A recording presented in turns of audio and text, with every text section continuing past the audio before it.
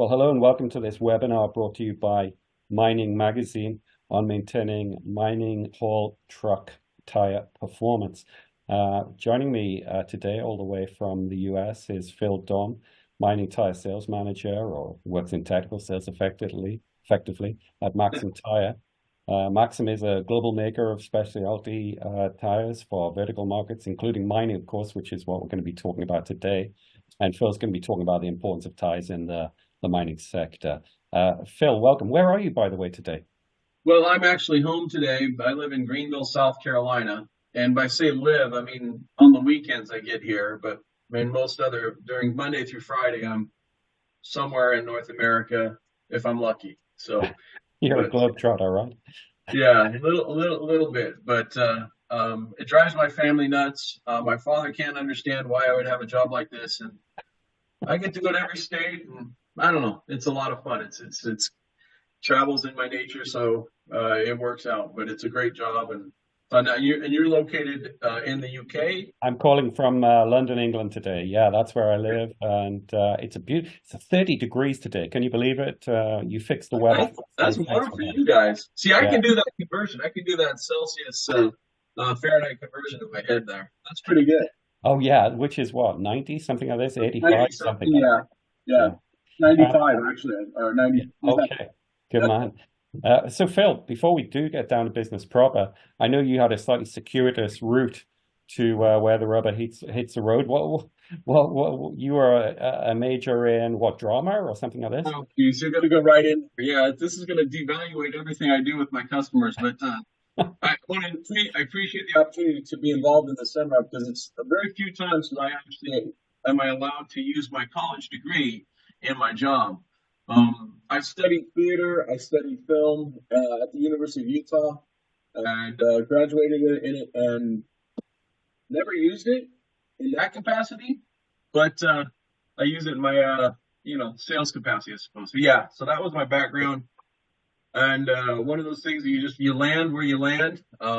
And I found a home with another tire company for about 15 years, and in mining, and graduated into Maxam. So Well, you're going to use it today because we're going to do all of this in iambic pentameter. No, we're not. We're going to talk about tires in the mining sector. I know you've got a beautiful slide deck there, so I'm going to let you roll on a little bit and then pick you up at the end of every okay, section if that works for okay. you. So take it away, please, Phil. You bet. Well, we're going to cover a few topics here. What we kind of decided to do in this seminar or in this webcast was to kind of talk about kind of the best ways to maintain haul truck tires, and kind of and also expose you and the viewers to who Maxim really is, and where we come from, and where our goal and where our focus is in the future. So that being said, we're going to look at kind of tire awareness, operators. We're going to look at some conditions like water and heat, and air pressure, and kind of pre-shift inspections. So kind of the basics of how do we get more out of our tires on these giant haul trucks with what we do. So I guess probably the first thing I should do is really talk about who Maxim is. We're an Asian company. We are newer in this industry, and by saying newer, I mean probably as Maxim about 10 to 12 years in what we're doing. But we've grown extremely fast, and we're very strong at what we're doing. We are owned by the Saloon Group, and Saloon is a Chinese-based tire manufacturing company.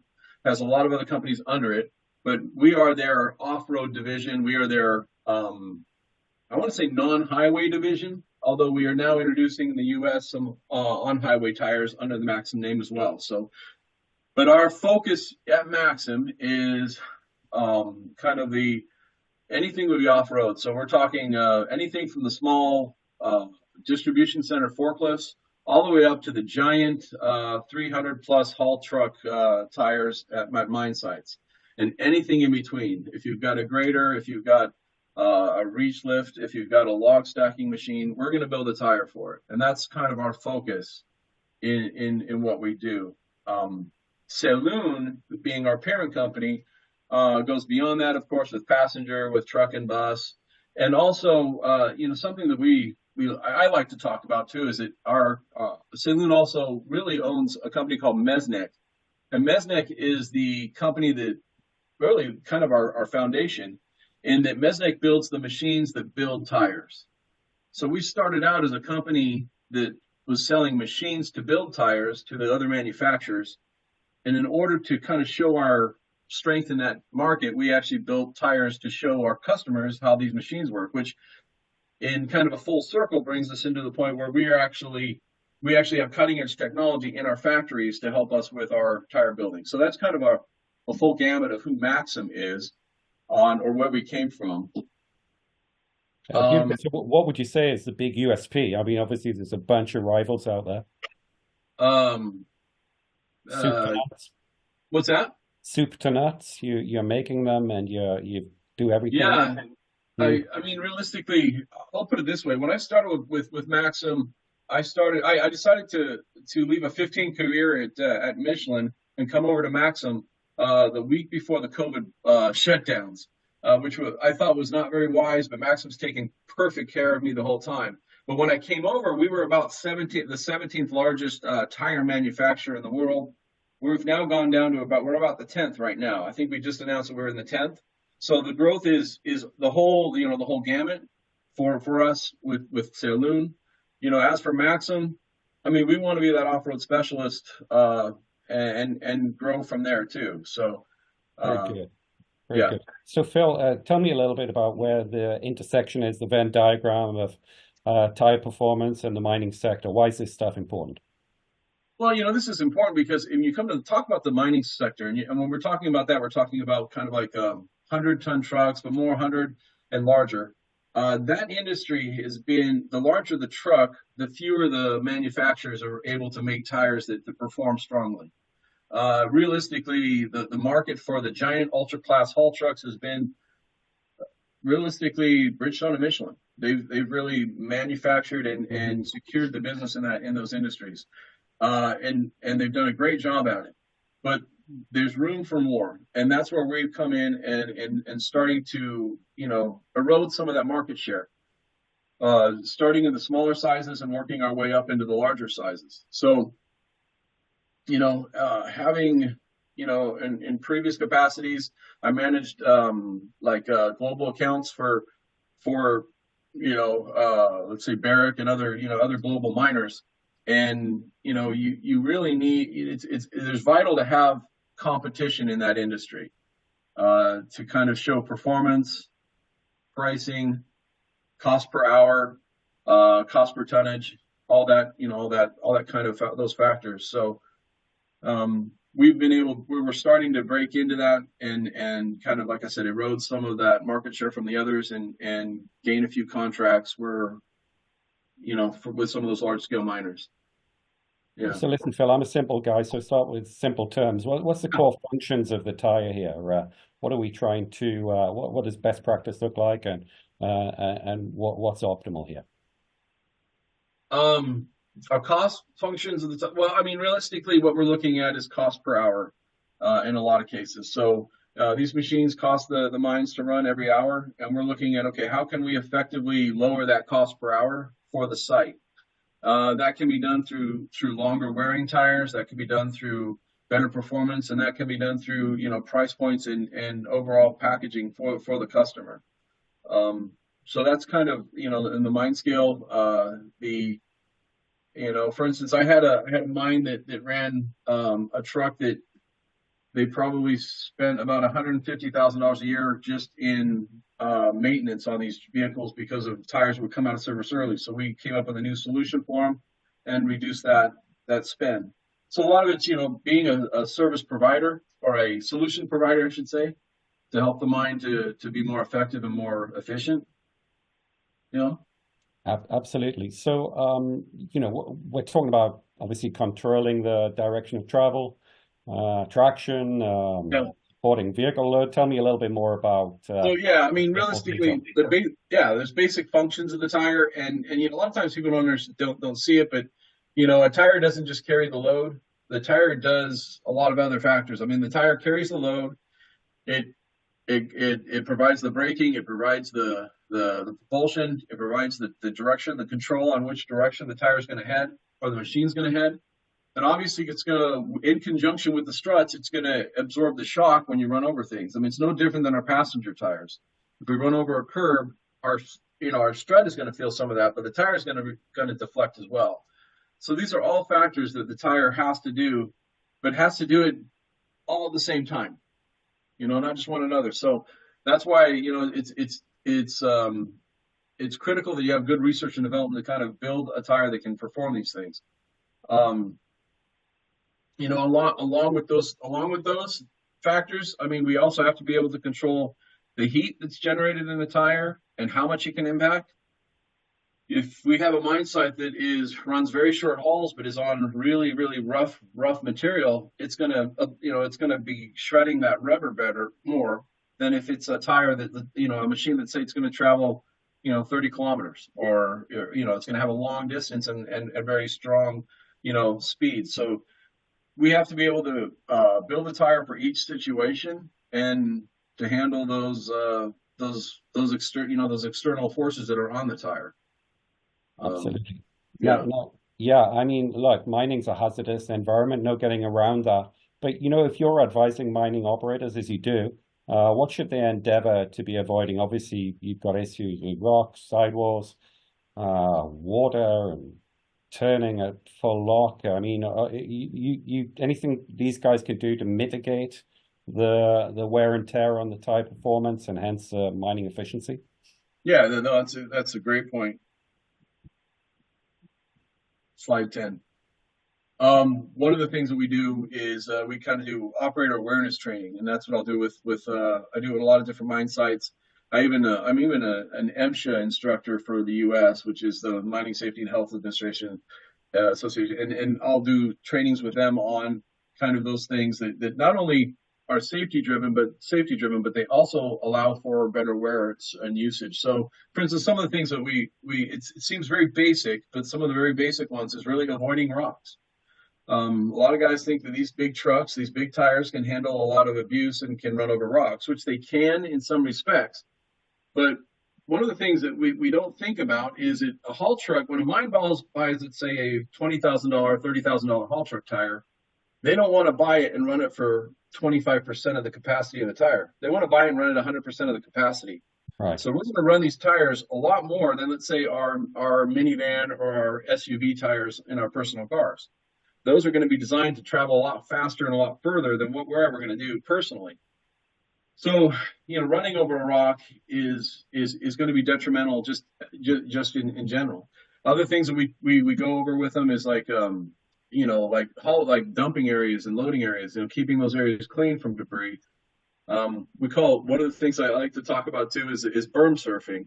You ever heard of berm surfing? Yeah, a little bit. They build those big berms on those mine sites to keep the truck safe. Well, if you cut them too short, you're going to cut into that material, and again, you're hitting rocks. You're running over rocks and causing either damage to the sidewall, damage to the tread, and even it's little areas like soft spots, grades. The grade. What's the grade coming out of a pit, or are you heavy laden coming into a pit or out of a pit? Standing water. What does standing water do to a tire? And we can show that. And even the simple things as how the operator's behavior is. If we've got operators that will it's like when you watch somebody in a parking lot, before they even drive, they start turning their steering wheel, and the tire is just dragging on the ground. You're kind of causing some wear right there, rather than going in motion.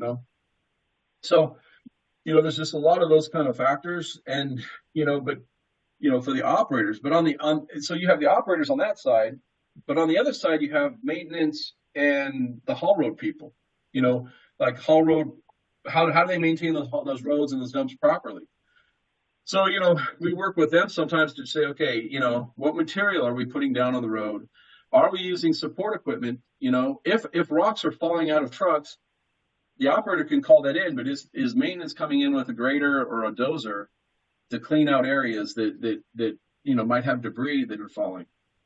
Yeah, right. So it's slightly different to the consumer vehicle world in the sense that we get the roads that we're dealt with, right? If the government's spending money or the local Yeah, council or whatever. Whereas in a mining operation, they need to build the infrastructure, right? They need to remove the debris and make sure that those roads and surfaces are optimal. Yeah. yeah, exactly. I mean, you can only be as good as you can. As a funny one, I went to Brazil a few months ago to work with some mines in Brazil, and we took a road, the road from the hotel to the mine. It was like a constant 2 hours of avoiding potholes. So your Mm. operator had, of this just regular. I mean, we're talking just the regular commute to the mine. So that's the kind of the point we're talking about. It's like the operator shouldn't have to avoid like that. We really want to be able to have good maintenance, good roads, and be optimal. Also, like training in how they load. Are they loading the machines in the center of the truck? Are they loading them on the right side, causing more wear, or are they overloading and material falling off? You Yeah. know? So look, I mean, a couple of the big factors here are obviously water and heat. You can't get around that. Let's take those one at a time. Tell me a little bit about the impacts of water, the practical physical effects, and what Yeah, yeah, damages water can cause. yeah. I mean, slide 15. I have a couple videos here that you can see of these haul trucks that are running through water. And this is just a normal little mine in the southern U.S. And, you don't think much of it because these are big trucks running through a little river. But what we don't understand is we can't see what's under that water. There could be rocks, could be spillage. You could be hitting it. And if you look at this next video that I've got, which is the effects of water on tires, then you'll see that this gentleman has a blade, and he's hammering a blade into a tire. And just when the tire's dry, that blade, even though he's got a sledgehammer and a blade and he's hitting it, he's not getting that blade into that tire. But if he stops and squirts a little bit of water, just maybe like 8 squirts of water on it, that water lubricates that blade. That blade within one hit drives into the tire. Within 3 hits is probably about a good. Sorry, I got to use inches. 3 inches or so in. Um, but so water. The point of all this is that water can lubricate the rocks in the road and drive them into the tires. And also, I guess they disguise hazards, underlying rocks, etc. If the water's deep enough, you can't see what lies beneath, right? Yeah, no, you really can't, and you can't avoid it. But it's catch 22. It's you got to catch it on both sides because water is a necessity at a mine site. It's how do we control our dust? We do it with No getting water. around it. Yeah. How do we build our roads? We have to have water. So water is very important to a mine site. It's just how do we use water, and the other thing is how do we mitigate water? Like when we're mining, I was at a mine yesterday that if they're not pumping water out of their pit, they're below the water table. They're going to be flooded. You get, some areas where there's some torrential, like in Florida, they have massive rain and they can't help it. It just water comes. So how do we train that water to go away? What do we do? It takes the whole mine site to really figure this out between, the planning and the maintenance and everyone else. So water is important to a mine site, but also too much water can be dangerous on the trucks all Yeah, the and time. and what about heat? I mean, obviously, a lot of mining operators are in very warm parts of the world, Australia, the US, and Yeah. many other places where the temperature's soar. what's the damage that the heat can cause? Slide 18. So if we look at, there's two factors with heat. You have ambient heat, and then you have and then you have mechanical heat or heat that's generated from usage. And so what I'm going to show you here is, there's two factors. We have to know that we can't control Mother Nature. We can't control, how hot the middle of Australia is compared to, how cold it is up in the oil sands up in Canada. But we can try and modify or look with our products and make sure that we recommend the right product for those areas. But the other factor we got to look at is how is the mine using or how are they hauling? If they're hauling short hauls, it's a different kind of heat that's generated. Not much heat is generated.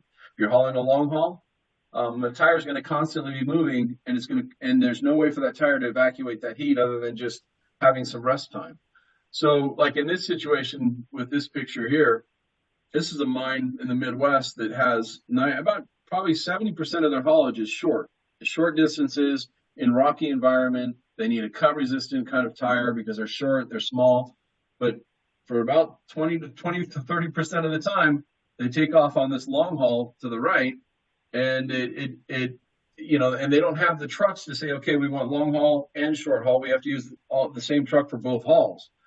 Mm. So it's a matter of trying to figure out where is the speed, figuring out what, like in this situation, we actually helped and advised on a maximum speed in that long haul to help keep the heat from growing too high. We want that heat to go to a certain only to go to a certain temperature. We don't want the tire to heat above 200 degrees because that's when the rubber will start reverting and coming apart. 200 degrees. Yeah. Yeah, 200 degrees. Wait. I did my math before we got here. 90, 94 Celsius. Wow. Does that work? Toasty. Pretty toasty. Yeah, kind of toasty, a little bit toasty. So, we really, there's another picture of this other site that's here in yellow, and this one was a fun one. This was a coal mine down in Texas. They have a long cycle of 12 miles, and I went there. And what I do a lot of times with these is I throw GPSs on these trucks, and I'll track them for 2 or 3 days, and then I'll find out how do they actually really haul. And what I found here is I knew they had a long haul. I drove the haul road. I knew it was long. What I wasn't expecting to see is when I was doing the math on this, is I looked at it and said, okay, they're loading coal on the right and they're dumping the coal on the left. But I noticed that the truck was stopping 2 other times. And that truck was stopping to pick up another load of ash from the power plant, because it's a power plant, and send the ash back. And that told me right there that the tire was running loaded in both directions. And by doing that, the tire never rests and doesn't get any time to relax or cool down. In this situation, I told the mine that, if that's the chosen plan, I wasn't going to put a tire in there because I would risk melting a tire. And how does that look? And in the end, I've got a video here that we can show everyone that if you look at it, you actually have a tire that's smoking, and the truck is just sitting still, but the tire is just flat out smoking. When you drill in, you'll actually see vents and holes where the gases are coming out of the tire, and you'll see even some red cables and the red dots, and those red dots are not flies. Those red dots are red hot steel cables that are coming through. So, there is a risk if you run a tire too fast, too long, under too much load. It's going to revert and the rubber is going to come apart, and it's going to fail on us, and that's what we want to avoid. Yeah. Scary stuff. It is scary. It is scary. But I think having the knowledge and having, most mines have a protocol of what to do when that's the situation. But it's, you never know. I had a mine that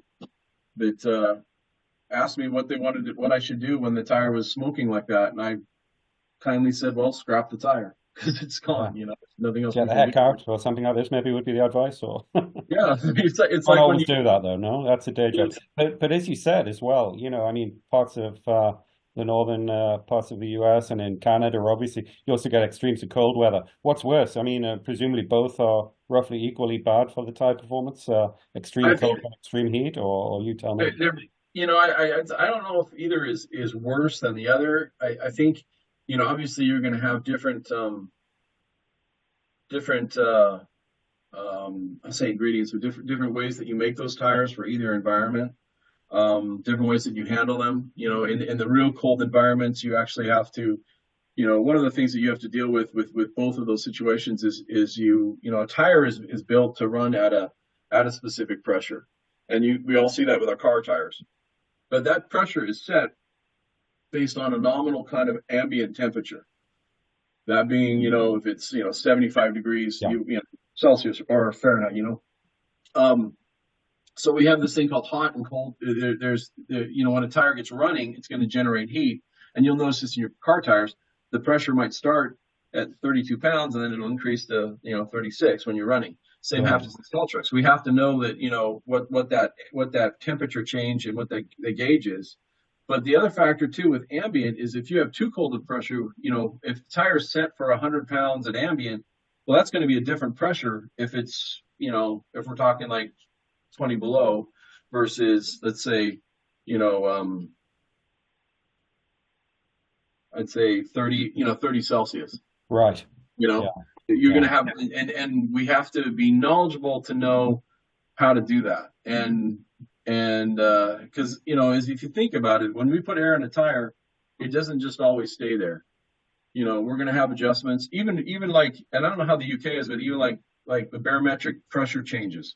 Yeah. I'll wake up one day and all my tires are reading flat on my truck, but yet they're not. I mean, they're just, we got to go in and just bump up the air pressure because the pressure has changed in like in between seasons. So Absolutely. Yeah. Yeah. yeah, yeah, no, it's yeah. So which is a good tie into realistically our air. Why is air pressure that important? Because honestly, and I put this in I always tell people this is that air pressure to me is the most important factor Yeah. in tire management, flat out. If we have the wrong air pressure, we look to destroy a tire, and we can do it very fast. Um, you know, it does not take that long. A tire is designed to flex at a specific point in the casing. And if we change that air pressure, we can change that flex point, or we can cause it to flex too much. And inside the walls of that tire are cables. They're steel cables in these giant trucks. And even in our passenger tires, they're more of a fabric, but they're still a cable. If we cause that cable to bend too much, we're going to start breaking down that cable. It's like when you were a kid and you take a paper clip and you start bending a paper clip and you build up heat in that paper clip, and eventually that paper clip's going to break in the middle if you keep bending it. So, Yeah. you know, that's kind of my feeling on it. So really, the proper air pressure is going to allow the tire to flex where it's supposed to flex. It's going to also help it keep the heat under bay, because if a lot of times we'll see those truckers driving down the road and they have a blowout. Some of that might be due because they've got the wrong air pressure, or they've got Right. the you know um, on that end. So it's just it's optimal. The other factor that people don't consider with air pressure is the proper air pressure gives us the right footprint. Look at slide 23. Um, this looks at this picture we're showing here just gives us an idea of footprint. So a tire is designed to have its full footprint on the ground. If we have overinflation, then we're only going to run on the center of that tread. And if we have underinflation, we're going to run on the edges of the tread. So when you're talking about the total use of the tire, that's the other real key benefit to air pressure. I was going to say, so just as we said earlier, very cold weather, very hot weather, very bad equals very bad. Same with inflation, right? Overinflation and underinflation Yeah, are the enemies, right? yeah, exactly. That's exactly it. And slide 26.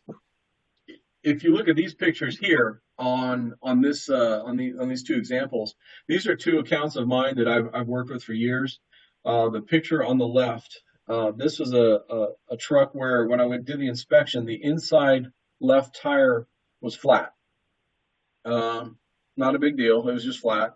So we want to figure out why. But then I asked them how long they've been running it that way. It looks as if they've been running it for like 2 or 3 shifts that way. Well, when we inspected the right tire, which had plenty of air, it actually had developed a wear. It basically, the tire had been doing twice the load that it should have been doing. So the sad thing is, not only are you ending up with a destroyed left tire, but the right tire got destroyed in this situation because they didn't notice the flat tire. Yeah. And this mine cost them about $11,000 in unused tire wear that they could have had out of those two tires.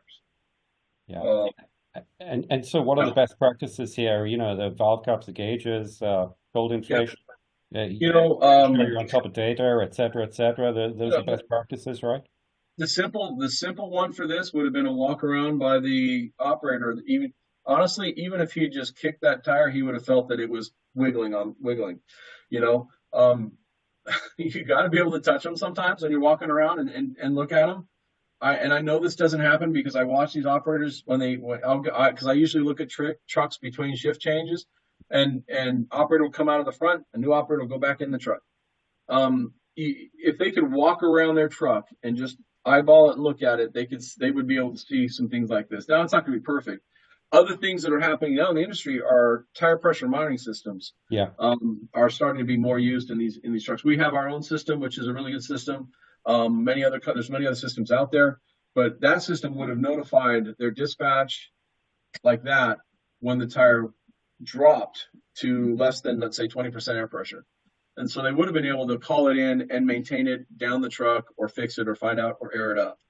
But that's the next stage for this for the industry is the tire for the trucking or these haul trucks is a tire pressure monitoring system. The other thing is, like I said, just basic air checks. This site is, and the sad thing with this site is that the site does have an air checks process, air pressure maintenance program, but this truck didn't get spotted on it, unfortunately. And the sad thing is, like, if you look at the tires on the right of this, this is a different site, and these were off of a Cat 793. This was a night shift where the valve stem on the inner tire broke off, causing it to go flat. So you have an $8 valve stem that broke. The Yeah. operator didn't leave it in the pit, so he decided he would limp it and drive the truck back to the tire shop about 8 miles away. And by the time he got there, he destroyed both tires. Yeah. That's what you All call a for false economy. Yeah, yeah. So we lost $26,000 worth of tire usage because we over an $8 valve stem. For the price of a beer. Absolutely. Look, we're coming towards the end now, but I want to kind of, in a way, go back to the beginning and say, talk about maintenance and monitoring, and it begins at the pre-shift stage, I guess. Where before the shift, what should folks be doing in mining operations? What's best practice in terms of the tires? The best practice is really, like I said, for me, is a lot of it's the walk around, is putting your eyeballs on it. I work with a lot of operators where they don't know what they're looking at. When they, like, for instance, I've had guys that try and down trucks because they see steel in the tread. You don't want to see steel in a tire ever, but if it's in the tread, you got to remember there's like 5 layers of belts in those treads, so the tread is probably okay.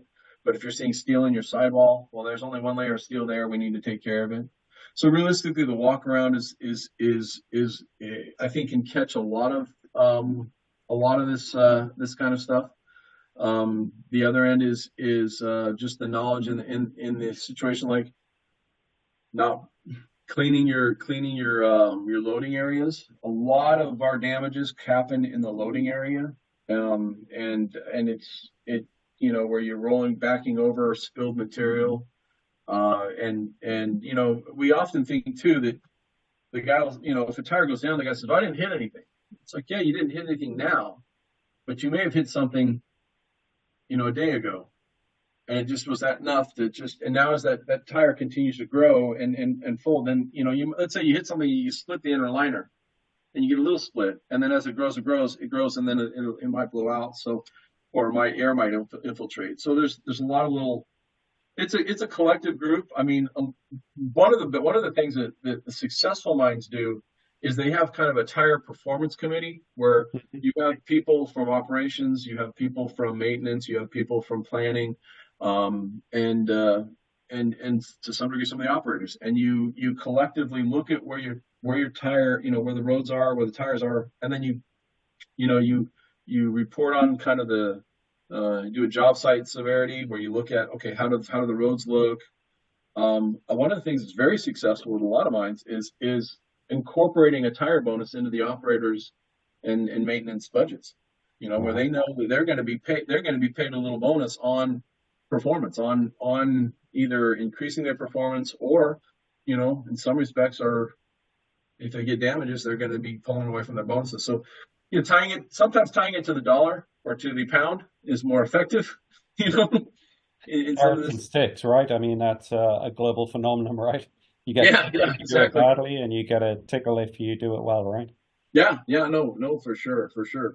Yeah, so I Absolutely. mean, those are all areas that can help. And honestly, having a mindset. I mean, there are some sites that just don't have a mindset. Unfortunately, back there was a great tire shortage in the '06 and earlier where you just couldn't get a tire, and so your trucks were down, and you weren't making any money. So when that was the case, there was a lot of attention to these fine details. But now that we've got lots of manufacturers making lots of tires, and there's usually a lot of tires sitting on the site, then there's not much focus on it. When I do a tire training Yeah. or awareness training, a lot of times I'll have a video queued up and I'll ask the guys, what does your haul truck tire cost? And depending on the mine, it could be 10 grand, it could be 40 grand. And then I'll have this video. I have this video of a shovel that crushes a large scale U.S. pickup truck, and basically say, that pickup truck that's cost about $40,000 is what your tire. So every time you destroy one, think of destroying, your home car, because that's really what they are. Absolutely. Phil, I'm never going to be a tire kicker again, I promise you, except in the positive sense that you outlined earlier. Anyway, I'm going to have a look at them before I get in behind the wheel. But you tell me. I mean, look, we've done a quick through of the topic. We could spend a lot more time talking about this stuff. Literally, where the rubber hits the road is where it gets serious, it seems to me. But anything you want to add or underline, or anything we haven't covered off that you wanted to get across to the audience today? No, I think we've hit pretty much everything. I mean, everything that's basic. I mean, if I were to wrap it up, I would say the number one important factor would be air pressure. Hmm. Is let's figure out what our proper air pressure is, and for a site, let's figure out how do we get there. The other end is operator awareness. Like, let's not run over rocks. Let's try and avoid intentional or non-intentional damages to tires. Obviously, understanding what water can do, and a lot of the things that we're talking about are things that the operators can report, radio Yeah. in, you know, and realistically, I mean, just having a better awareness, and training on site. I wish that more sites would do operator training, because I think Mm. that's where you get a lot of benefits. And the problem is that operators they tend to roll over quite frequently, so you do that quite often. But yeah, it takes the whole mindset to really make it work right, to make a good program. Yeah. Um, I was in Brazil this year and went to a mine site down there. They just blew me away. They've set metrics and standards, and they've got programs, and I mean their tire program and their tire maintenance. Nothing's gonna be perfect. Production will always win. I mean, getting the copper and the gold and the coal out of the ground, that's always going to win. But to go to a site where they're taking ownership of their longevity of their tires, and realistically, and it just blew my mind, compared to other sites that just blew it out, just throw another one back on. You know Absolutely. Well, it's a data-driven world, right? And it's the old logic prevails: fail to prepare, prepare to fail. exactly. If you're keeping on top of the reporting and watching those numbers, then what you're going to base your decisions on, and Yeah. the risks aren't just financial efficiency; it's people's lives, right? I mean, this is Oh, a dangerous business. very much, and that's something we don't really hit. I mean, yeah, the sad thing is you're dealing with a pressure vessel that if it lets go and you're standing next to it, you're probably not going to survive. So it's a very these tires are safe, but we want to avoid the catastrophic issue, Yeah. and anything we can do to try and mitigate that, and go towards a safer work environment is what we should do. Well, Phil, you did a great job outlining this. I'm sure you're going to welcome people getting in touch, and hopefully we'll run a URL or something after this video where Yeah. people can find out more. And it's been a pleasure talking to you, Phil. No, Seriously, no. it's kind of an It's been overlooked area, and you've given us some great insights. So thanks so much. even with the old man beard, it worked out okay. You know what? I was digging the beard, but I didn't want to, I didn't want to go too far off beat, But I'm It'll digging the it'll beard. it'll be a shock. They'll probably use a non-bearded picture for the photo. So um, Don't do that. People don't recognize you, right? no, no. No, I appreciate the opportunity to do this. I appreciate the opportunity to work with you on this, and very much enjoyed your thoughts and points and questions. And the it's a phenomenal industry. It's a fun industry, and it'll always keep you on your toes. Fantastic. Phil, for Mining Magazine, this is me, Martin Veach, signing off. Thanks for your time, and hopefully we'll meet up again one of these days, either my side of the pond or yours, okay? So Yeah, or Wine Expo. Yeah, we got you. We'll meet up sometime. I'm ready when you are, my friend. All right. For Mining Magazine, this is Martin Veach. Thanks so much for tuning in again really soon. Thanks so much. Bye-bye.